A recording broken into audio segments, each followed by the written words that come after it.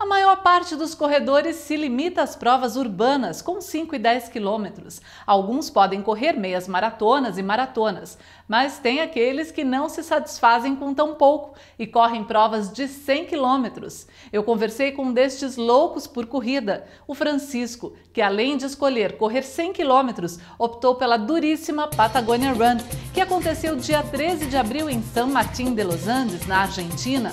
Uma prova para poucos, uma combinação de trilhas de montanha com inclinações, diferentes graus de desnível, planícies, vales e áreas protegidas do bosque patagônico. Para enfrentar este desafio, o atleta precisou de um treinamento muito especial. O preparo específico para essa prova começou em dezembro, no final de dezembro, e acabou 2 semanas antes, o treino mais pesado, 2 semanas antes da prova. No começo de abril a gente acabou e daí teve 2 semanas que a gente chama de polimento, são treinos mais leves, só para manter um pouco o ritmo para o corpo, né? Especificamente para essa corrida, como era uma corrida de montanha, além do treinamento, eu peguei uma fisioterapeuta também, que me passou exercícios funcionais com TRX, aquelas fitas como se fosse um pilates, só que com o próprio peso do corpo, e eu fazia exercícios específicos para a musculatura da perna, alinhamento, postura do corpo, essa parte do core aqui, tudo, justamente para fortalecer essa parte na montanha, que é uma parte que desgasta muito na montanha.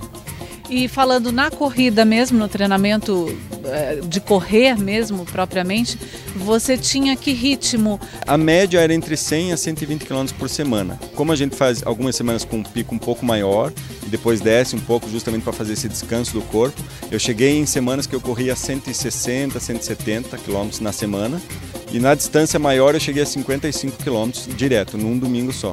Eu diria assim, o que me ajudou muito eu ter um histórico de provas longas e do triatlo, de corridas, foi o psicológico.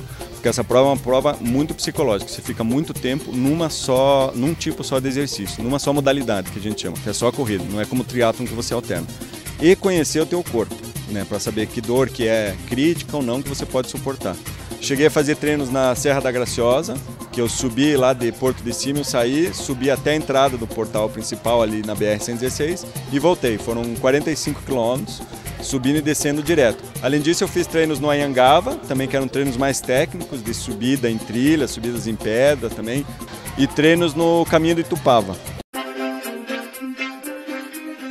E não são apenas os treinos orientados por um professor de educação física especializado. Quem se aventura numa prova deste nível precisa ter um acompanhamento multidisciplinar, com médico, fisioterapeuta e nutricionista. Cada detalhe é importante para que o corpo supere seus limites sem gerar prejuízos. E é bom ressaltar que, somado a isso tudo, o atleta deve preparar também o bolso. Para viajar e para pagar a inscrição, qual foi o teu gasto total nessa viagem? O custo de viagem era basicamente hotel, alimentação e passagem de avião, que eram os mais caros. Com tudo isso, eu indo sozinho, que eu não dividi quarto, aluguei um carro e tudo mais, eu gastei em torno de R$6 mil com o valor da inscrição. A inscrição pode parecer um valor meio caro, né? Você fala, 575 para fazer uma prova, mas a gente não pode esquecer que a prova foi feita no meio das montanhas. Então a estrutura montada é uma estrutura bem cara. A corrida em montanha exige algum cuidado com o equipamento, né? E você também tem um kit obrigatório que é exigido pela organização? Sim, a organização exige um kit mínimo. Na verdade, tem algumas coisas que lhe aconselham e tem o kit que é obrigatório. Básico, você tem que ter um carregamento de água, no mínimo de 1 litro, que você tem que sair de cada posto com ele cheio. Para evitar, por exemplo, que se você se perca entre um posto e outro, você tem um abastecimento de água. Fora isso, tem que ter um apito de segurança, tem que ter uma lanterna de cabeça, porque a largada é à meia-noite, então até às 8 da manhã você é obrigado a andar com a lanterna de cabeça acesa, e a partir das 5 horas da tarde você tem que estar com ela posicionada na cabeça, e a partir das 6 horas da tarde você tem que estar com ela acesa.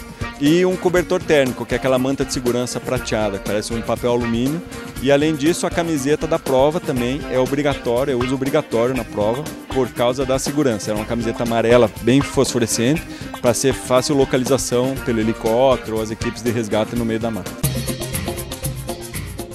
A solidão do corredor numa prova longa é enorme. O esforço é quase sobre-humano.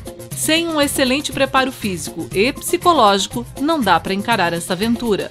Como é que funciona o psicológico numa prova dessa, com relação ao escuro, com relação ao frio, com relação às dores? Então, essa prova foi bem específica porque realmente eu senti dores e um cansaço psicológico muito grande.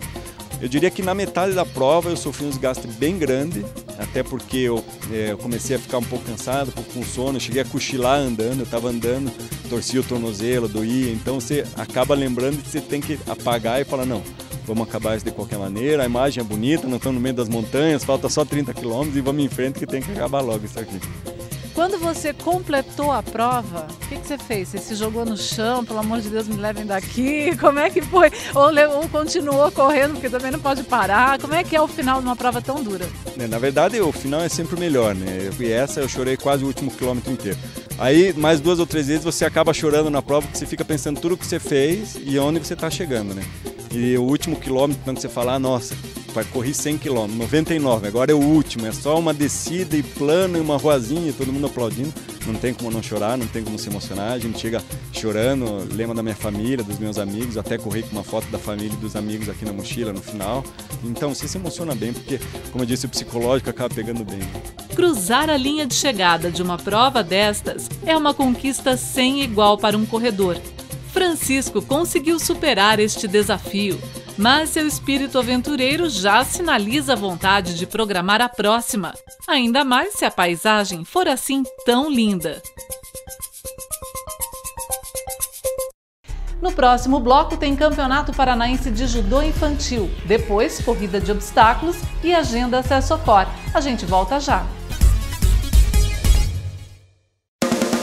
Se você nasceu para ser radical, a X-Store nasceu para você. X-Store, a única loja do Brasil especializada em equipamentos de proteção e acessórios para esportes extremos. Variedade e os menores preços com entrega em todo o território nacional. Pratique sua loucura seguro. X-Store, proteção extrema para esportes extremos. Sou Fernando Atbach, tenho 72 anos, nado na Escola de Natação Amaral há mais de 10 anos. Me sinto muito bem dentro d'água, eu sou um esportivo aquático. Instituto de Beleza François. Seu bem-estar é o nosso compromisso. Conheça nossos serviços e surpreenda-se. Nossa equipe vai muito além do profissionalismo. Dedicação e carinho fazem parte do nosso trabalho. Venha nos visitar. Rua Mintas de Barros 333, bem ao lado da reitoria. Fone 3363-4323. Instituto de Beleza François. Se o seu público-alvo é quem gosta de esportes, sua marca precisa estar aqui. Uma oportunidade de se comunicar diretamente com seu consumidor. Ligue 9919-3583 ou envie e-mail para contato@sporttime.com.br.